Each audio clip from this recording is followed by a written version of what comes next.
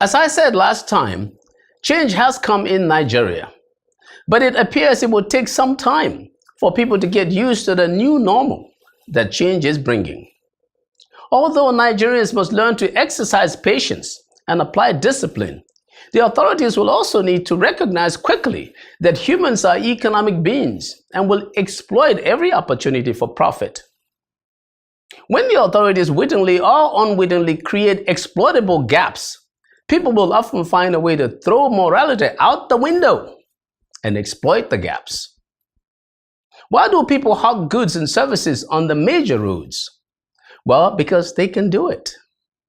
They do it because lax traffic rules permit people to exploit an opportunity to sell to motorists who are prepared to pay a small premium in price and take a risk in possible purchase of counterfeit goods in order to avoid the burden of driving to the store, where they may have to find a place to park their car and where they may also have to be in shape to climb stairs.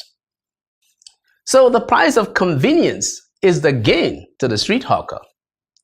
Now, what causes the street hawker to resort to fleecing, charging excessively high prices?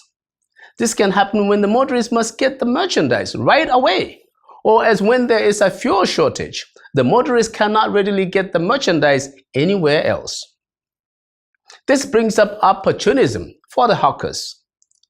Hawkers of foreign exchange and their buyers are practically in the same type of market. The foreign currency hawker, or malam, as they tend to be and are popularly called in Nigeria, will raise the price of foreign currency on the buyer if he sees that alternatives to the buyer are limited. To close the foreign exchange gap, the authorities would need to strive to diligently monitor and, if possible, engage all persons selling or hawking foreign currency. I have never been for throwing bureau de change BDC operators and the malams out the window. These guys are extremely important in developing countries, where the currency is usually not fully convertible. If well monitored and engaged, the BDCs can help monetary policy authorities control or even optimize exchange rate gaps. I am not suggesting that the central bank sell them foreign exchange right away as before.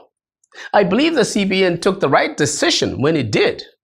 But don't hurry to put this decision into the nation's constitution. In light of the change that has come, there may be reason down the road, after there is increased transparency and good behavior, to work with the BDCs to the good of the nation.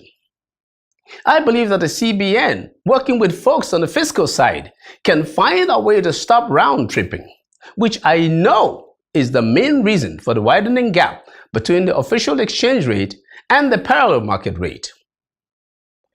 The so-called currency speculators are amongst us, folks. They are not in the bushes, hiding. I'm Magnus Kpakol, and that's my view.